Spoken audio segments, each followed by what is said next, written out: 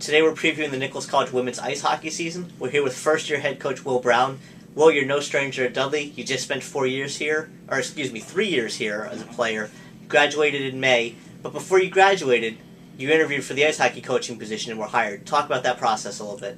Okay, so last spring we went to, I was with baseball down in Florida. They went to Fort Myers last year and had gotten word that Coach Campbell had resigned, and we were sitting down there, and it started a conversation and a thought process in my mind where I wanted to stay involved with the school and with the ice hockey program in particular, and naturally I didn't know necessarily how it would be received if I put in an application, but being as sort of forthcoming as I am, I knew that it had to be done if it was a thought in my mind, so I put in an application, heard back a couple weeks later, interviewed, and got the job before I graduated back in May. Now, overall, what were your impressions of the program when you were here, and what kind of drew your interest to it? The interest was drawn from, I know how much talent was within the program, and I knew what they had gone through over the last couple of years, going through the series of coaches that they had gone through, and overall I just wanted to provide a consistency that hasn't been there in the past, because we do have talent on this team that can be very, very good moving forward.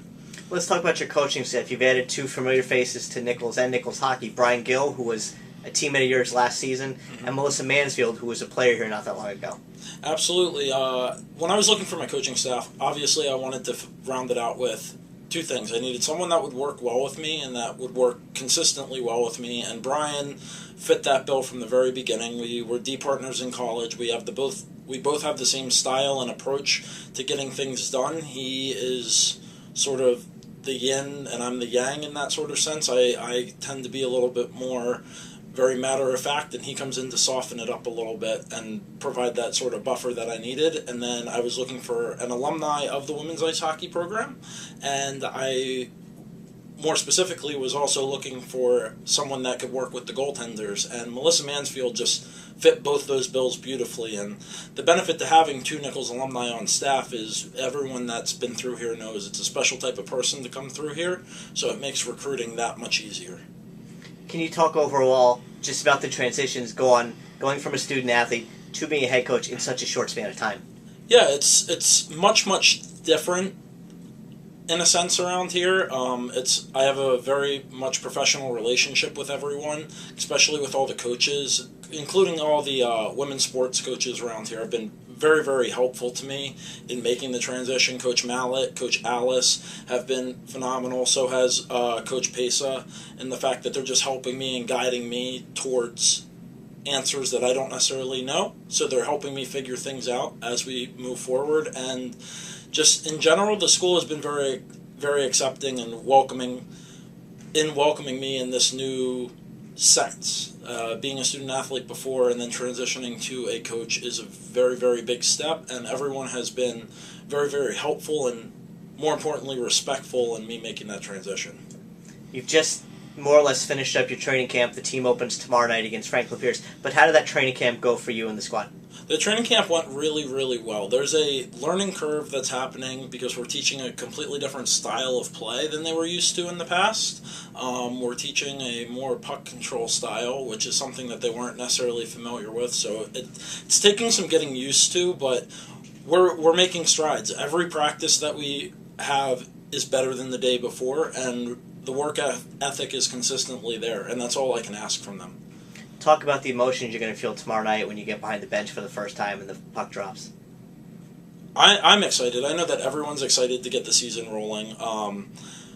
As far as inside the locker room, we're just ready to start this new chapter in the women's ice hockey program here at Nichols. Everyone from Grace Murphy that's been here through the coaches, the seniors this year, Kayla Collins, Megan Guerin, Fran Palazzo, we're just all ready to make this next step forward and to bring a consistency this year that we haven't brought in the past. You mentioned the other day about you worry about what you can control and what your team believes, and what everybody else perceives is irrelevant to what you're trying to do with this program. So talk about the expectations going into this season.